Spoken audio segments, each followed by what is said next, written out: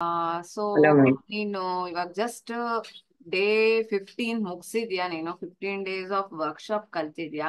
So ನೀನ್ ಏನ್ ಮಾಡ್ತಿದ್ಯಾ, ಏನ್ ಓದ್ತಿದ್ಯಾ, ಯಾವ ಊರಿಂದ ಬಂದಿರೋದ್ ನೀನ್ ಕಲಿ? ಮ್ಯಾಮ್ ನಿಮ್ಗೆ ಗೊತ್ತಾ ಹೆಸರು ಸಾಯಿ ಸಾತ್ವಿಕ್ ಎನರ್ಸ್ ಅಂತ. ನಾನು 16 years. ನಾನು ಮೈಸೂರಲ್ಲಿ ರೆಸಿಡೆನ್ಷಿಯಲ್ PU ಕಾಲೇಜಲ್ಲಿ ಓದ್ತಾ ಇದ್ದೀನಿ, ಸೆಕೆಂಡ್ PUC ನಾನೀಗ. ಏನ್ ಸಬ್ಜೆಕ್ಟ್ ಅಲ್ಲಿ ಓದ್ತಿದ್ಯಾ, ಏನ್ ಮ್ಯಾಮ್ ಆಪ್ಷನ್? ನಾನು PCME ಎಲೆಕ್ಟ್ರಾನಿಕ್ಸ್ ಸೈನ್ಸ್ ತಗೊಂಡಿದ್ದೀನಿ. Good good good. ಸೊ ನಿನ್ ಪ್ರಕಾರ ಡೇ 1 ನೀನ್ ನೋಡ್ಕೊಂಡಿದ್ಯಾ, ಡೇ 15 ನೀನ್ ನೋಡ್ಕೊಂಡಿದ್ಯಾ? What are the differences you are able to make? ಏನೇನ್ ಡಿಫ್ರೆನ್ಸಸ್ ನೀನ್ ಕಾಣ್ಬಲ್ಲೆ ಇದ್ರಿಂದ? ಮ್ಯಾಮ್ ಡೇ 1 ಅಲ್ಲಿ ನಂಗೆ ಆಕ್ಚುಲಿ ಮೇನ್ ಆಗಿ ಹೇಳ್ಬೇಕಂತಂದ್ರೆ ನಂಗೆ ಕಾನ್ಫಿಡೆನ್ಸ್ ಅಷ್ಟೇ ಇರ್ಲಿಲ್ಲ. ಮಾತಾಡ್ಬೇಕು ಹಿಂಗೆ ಕನ್ವರ್ಸೇಷನ್ ಹೆಂಗೆ ಮಾಡ್ಬೇಕು ಗೊತ್ತಾಗಿಲ್ಲ ನಂಗೆ ಅಂತ. ಮೀನ್ಸ್ ಹೆಸಿಟೇಟ್ ಆಗ್ತಿತ್ತು ಮಾತಾಡಕ್ಕೆ. ಮತ್ತೆ ಮೆಮೊರೈಸ್ ಮಾಡೋಂಥದ್ದು, ಈಗ ನಂಬರ್ಸ್ ಕೊಟ್ರೆ ಮೆಮೊರೈಸ್ ಮಾಡೋದು, ವರ್ಡ್ಸ್ ಕೊಟ್ರೆ ಮೆಮೊರೈಸ್ ಮಾಡೋದು, ಡೇಟ್ಸ್ ಅದೆಲ್ಲ ಮೀನ್ಸ್ ಬಾಯ್ ತರ ಮಾಡ್ಕೋತಿದ್ದೆ ನಾನು. ಬಾಯ್ಟ್ ಮಾಡೋದು ಅದ್ ಮೇನ್ ಆಗಿ ಯಾವ ತರ ಮಾಡ್ಬೇಕಂತ ಟೆಕ್ನಿಕ್ಸ್ ಗೊತ್ತಿರ್ಲಿಲ್ಲ ನಂಗೆ ಮೇನ್ ಆಗಿ. ಸೊ ನೀವ್ ಹೇಳ್ಕೊಡ್ತಿರಿದ್ನ ನಾನು ಎಫರ್ಟ್ ಆಗಿ ಕಲ್ತೆ.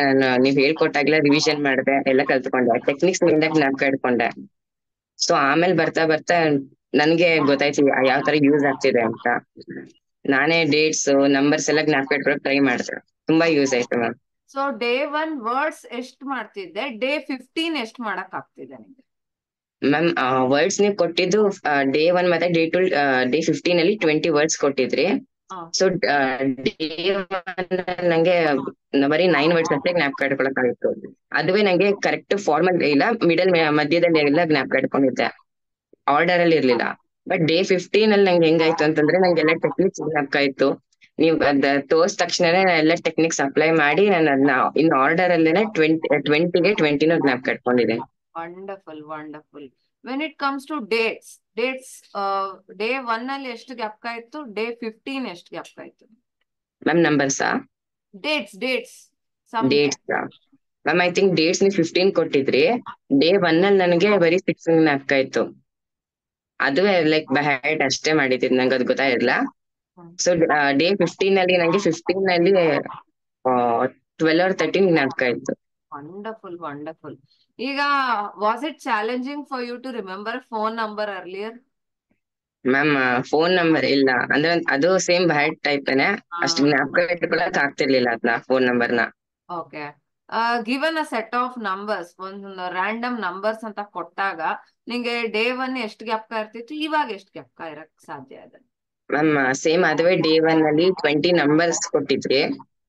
ಸೊ ಅದ್ರಲ್ಲಿ ನಂಗೆ ಡೇ 1 9 ನಂಬರ್ಸ್ ಜ್ಞಾಪಕ ಇತ್ತು.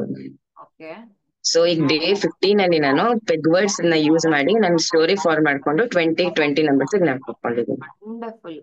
ಸೊ ನಿನ್ಗೆ ಈ long answers, multiple pointer question answers obviously ನಿನ್ ಸಿಲೆಬಸ್ ಅಲ್ಲಿ ಇದ್ದೇ ಇರುತ್ತೆ, ನೀನು PCME ಓದ್ತಿರೋದ್ರಿಂದ.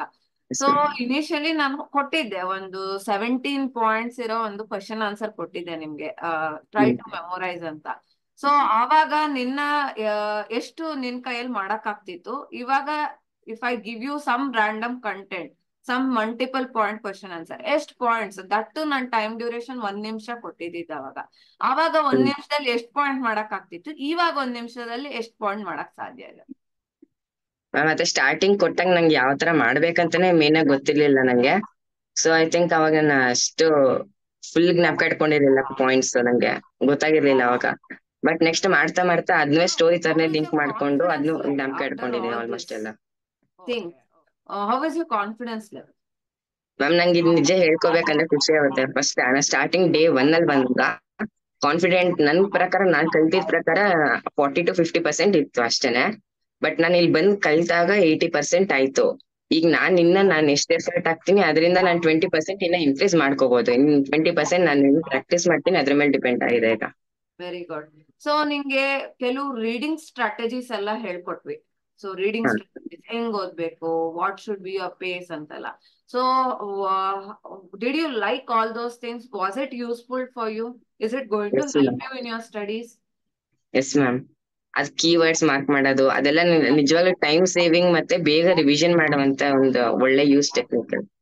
Very good very good. So do you refer others to learn this? Is it yes worth ma'am, sure. learning this? Is it worth yes ma'am, learning this? Yes ma'am sure. ಏನಕ್ಕಂದ್ರೆ ಎಲ್ಲಾರ್ಗು means ಯಾರಿಗೂ ಗೊತ್ತಿರಲ್ಲ ಏನ್ classes ಗಳಿರುತ್ತೆ ಅಂತ. ಇದೇ ತರನೇ ಬೇರೆ classes ಇರುತ್ತೆ, ಬಟ್ ಅದೆಲ್ಲ ನನ್ಗೇನೋ ಅಷ್ಟು ಯೂಸ್ ಇಲ್ಲ ಅಂತ ಅನ್ಸ್ತು. ಬಟ್ ನೀವ್ ಹೇಳ್ಕೊಟ್ಟಿರೋ ಟೆಕ್ನಿಕ್ಸ್ ಎಲ್ಲ ನಂಗೆ ಮೆಮೊರೈಸ್ ಮಾಡಕ್ ತುಂಬಾ ಸುಲಭ ಆಯ್ತು. ಸೊ ನಾನ್ ಪ್ರಿಫರ್ ಮಾಡ್ದಂಗೆ ಎಲ್ಲರಿಗೂ ಒಳ್ಳೆ ಕ್ಲಾಸ್ ಆಗಿರುತ್ತೆ ಇದು. Thank you so much. ಚೆನ್ನಾಗಿ ಹೇಳ್ಬೇಕಂತಂದ್ರೆ ನಮ್ ಕಾನ್ಫಿಡೆನ್ಸ್ ಲೆವೆಲ್ ಇನ್ಕ್ರೀಸ್ ಆಗಿದ್ದೇನೆ ನನಗೆ ಮ್ಯಾಮ್ ಹೆಂಗೆ ಟೀಚ್ ಮಾಡ್ತಾರೆ, ಅವ್ರ ಸ್ಮೈಲಿಂಗ್ ಫೇಸ್ ಮತ್ತೆ ಮ್ಯಾಮ್ ಹೆಂಗೆ ನೀಟಾಗಿ ನಮ್ಗೆ ಅರ್ಥ ಆಗಂಗ್ ಹೇಳ್ಕೊಡ್ತಾರೆ ಟೆಕ್ನಿಕ್ಸ್ ಜೊತೆಗೆ, ಅದರಿಂದನೇ ನಮ್ಗೆ ಇನ್ನ ಕಲಿಬೇಕು ಅಂತ ಹೇಳೋದೊಂದು ಉತ್ಸಾಹ ಆಗುತ್ತೆ. ಇನ್ನ ಜಾಸ್ತಿ ಕಲಿಬೇಕು ಆಗುತ್ತೆ ಅಂತ ನನ್ನ ಕಾನ್ಫಿಡೆನ್ಸ್ ಇನ್ಕ್ರೀಸ್ ಆಗಿದ್ದೆ ಮ್ಯಾಮ್ ಇಂದ.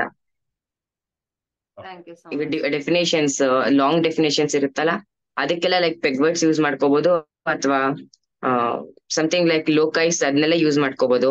ಮತ್ತೆ ಕೀವರ್ಡ್ಸ್ ಎಲ್ಲ ಮಾರ್ಕ್ ಮಾಡ್ಕೊಂಡು ರಿವಿಷನ್ ಮಾಡಕ್ ತುಂಬಾ ಈಸಿ ಆಗುತ್ತೆ ಹೇಳ್ಬೇಕಂತಂದ್ರೆ. Thank you so sir much. ಈಗ ಆಲ್ರೆಡಿ ನಾನು ಇಂಗ್ಲಿಷ್ ಸ್ಟಾರ್ಟ್ ಮಾಡಿದ್ದೀನಿ, ಇಂಗ್ಲಿಷ್ ಸೆಕೆಂಡ್ PUC ಇದು. ಅದ್ರಲ್ಲಿ ನಾನು ಸ್ಟೋರಿ ಫಾರ್ಮೇಶನ್ ಮತ್ತೆ ಇದು ಪೆಗ್ವರ್ಡ್ಸ್ ಅದು ಯೂಸ್ ಮಾಡಿದ್ದೀನಿ ಆಲ್ರೆಡಿ ನಾನು ಮಾಡಿ ಇಂಗ್ಲಿಷ್ ಲೆಸನ್ಸ್. ರಿಸಲ್ಟ್ ನೋಡ್ತಾ ಇದ್ದೀರಾ? Yes sir. ಅದನ್ನ ಶೇರ್ ಮಾಡಿ. ನಂಗೆ ರಿಮೆಂಬರ್ ಮಾಡಕ್ ತುಂಬಾ ಈಸಿ ಆಯ್ತು ನಂಗೆ.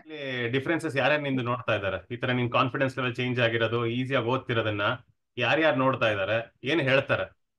ಸರ್ ಮೇನ್ ಆಗಿ ಅಮ್ಮ ತುಂಬಾ ಬೇಗ ಐಡೆಂಟಿಫೈ ಮಾಡಿದ್ರು. ಅಮ್ಮಂಗ್ ತುಂಬಾ ಖುಷಿ ಆಯ್ತು. ಮೀನ್ಸ್ ಕ್ಲಾಸ್ ವಿಡಿಯೋ ನೋಡ್ದಾಗ್ಲೇನೆ ಅಮ್ಮಂಗ್ ಇಷ್ಟ ಆಗಿತ್ತು. ನನಗೆ ಅಷ್ಟು ಗೊತ್ತಿರ್ಲಿಲ್ಲ ನಂಗೆ ಕ್ಲಾಸ್ ಈ ತರ ಹೆಂಗಿದೆ ಅಂತ ಅಂದ್ಬಿಟ್ಟು, ಬೋಧಿ ವಿದ್ಯಾ ಕ್ಲಾಸ್. ಅಮ್ಮ ಫಸ್ಟ್ ನೋಡಿದಾಗ ಒಂದ್ 2-3 ಟೈಮ್ಸ್ ನೋಡಿದ್ರು ಅಮ್ಮ ಬೇರೆ ವಿಡಿಯೋಸ್. ಅಮ್ಮಂಗ್ ಏನೋ ಇಂಟ್ರೆಸ್ಟ್ ಆಯ್ತು. ಓಕೆ 15 days ನೋಡೋಣ ಹೆಂಗ್ ಇಂಪ್ಲಿಮೆಂಟ್ ಆಗುತ್ತೆ ಅಂತ ಅಂದ್ಬಿಟ್ಟು ನೋಡಿದ್ರು. ಅಮ್ಮಂಗೆ ನನ್ನ ಮೀನ್ಸ್ ಮೆಮೊರೈಸ್ ಮಾಡೋದಕ್ಕೆ ತುಂಬಾ ಇಂಪ್ರೂವ್ ಆಗ್ತಿದೆ ಅಂತ ಅಮ್ಮಂಗ್ ಖುಷಿ ಆಯ್ತು.